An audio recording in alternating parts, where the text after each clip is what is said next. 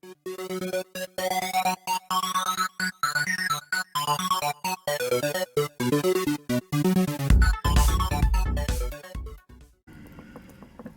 welcome back, everybody. This is Shino, and we're on episode 43 of our Let's Play series.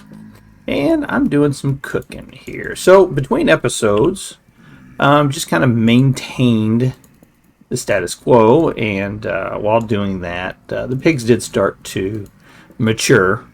They didn't all mature at once, but I did go through and cull a very large amount of them.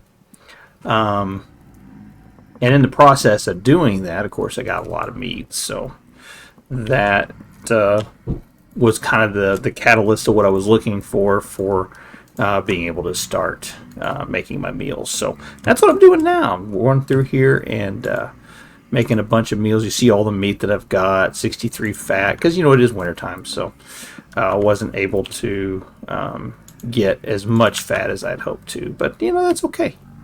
That is okay. Let's see, need more jars. So this is what I'm going to be doing here for a little bit. Going through and prepping meals and getting things kind of put away. So I'm going to keep working on this, and we'll come back now here in just a few minutes. All right. Talk to you soon. Hey, I'm back. All right. So that's done. I had to crack into one because I was getting hungry in the night, but there is all the crocks, and most of these are going to be red meat stew with boiled turnips and onions, but for a little mix every once in a while I did red meat stew with boiled onions and turnips. Doesn't make any difference. You see, the protein of the vegetable stays the same between the two, but variety is the spice of life. So but one thing I did want to demonstrate, and I don't know, I know I've covered this, but I just wanted to be able to show the stats on it. If you look at this fired crock, it's 4 servings of hearty onion and turnip stew, and it's 600 saturation. And if you look at this one over here, you'll see it says 4 servings of hearty turnip stew with onion, or soup, I'm sorry. So the difference between soup and stew in Vintage Story is the addition of water in the first position of the cooking pot. So you put your servings of water in there by use of a bucket. That's why I keep water right here. And you're going to take and you're going to left click 1, 2, 3, 4, and that'll put in 4 in there. Okay. So that's how you do that. What's nice about doing that is, let's say, for example, you are doing pretty good on food, but you're not doing absolutely great, and being able to create 2 meals at 450 or 2 pots of meat at 2 pots of food at 450 per serving. You can do that by not putting as much vegetables in here and replacing it with water. So if it comes down to being able to do 1 meal or 1 crock pot at 600 per serving, or 2 at 450 per serving, you can see that would be a big benefit for you.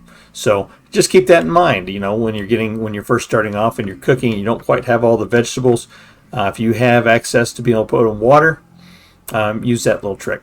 Okay, I got to get all this put up and away, and then one more thing I wanted to show. We were, between episodes, I did go back out and milk the sheep a couple more times, and I was able to get a full 40 on the sheep. And unfortunately, I can't get out of here, so I got to get all this picked up. Okay, once I get this put up, we'll go out and show some of the other stuff we did between episodes. All right, I'll be back. Okay, back. Just wanted to take a look at our vegetables we've got going on here. 4.5 days out of 14, so we still got a little ways to go on this. And let's run up here. We'll run out and take a look at the animals real quick. So as I said, the pigs started maturing. There were still a few piglets that were still running around in here, but they should be, because I think it's been a full day that I've been in there working. So yeah, we have a lot of pigs still here to go through. A lot of Gen 2s in here. I did make a conscious effort to get through all the boars and see if I could get them all to Gen 2. So should be in a pretty good... Nope, there's a Gen 1 there. So I got a few more there. Was not very lucky on the harvest for the sheep. Actually, out of the 4 lambs that we had, I ended up getting 3 rams and 1 ewe.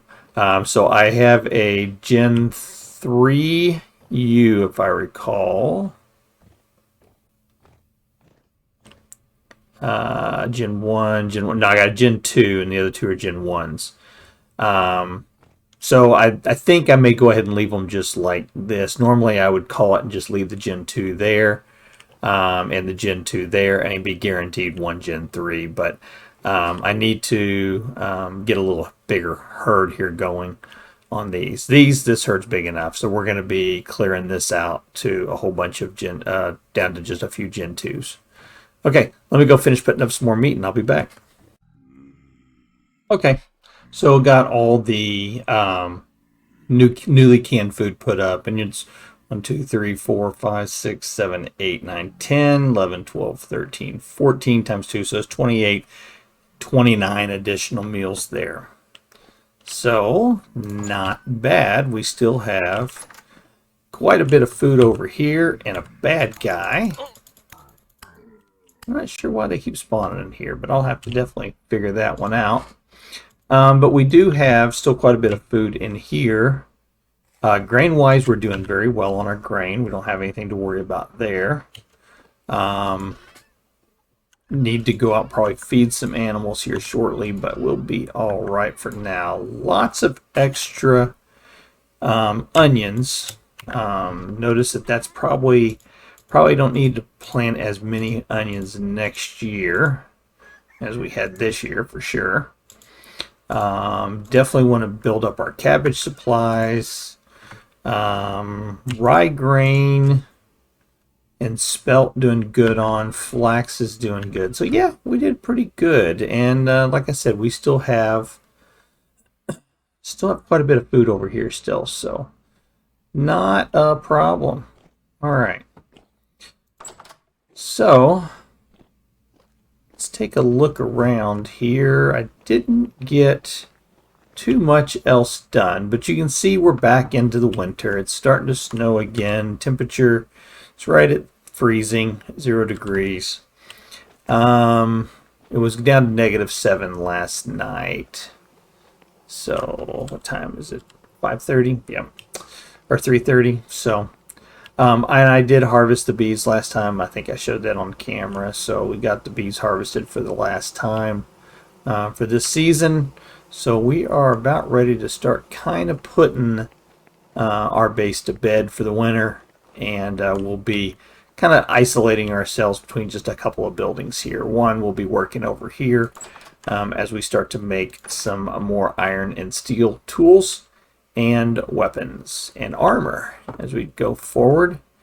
And we'll be working... Oh, I came over here to get some charcoal. And we'll continue working to make more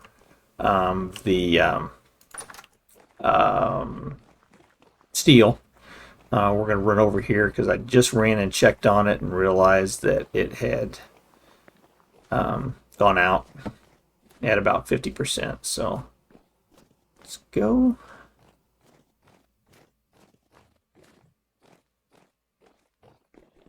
And fire this thing back up.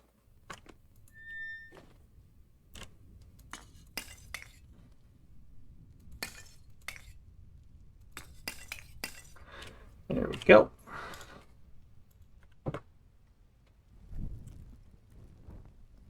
And I mentioned this when we built it. You don't have to fill it all the way up to be able to light it. Just need to put a little bit in there to get us started. All right. I'll be back.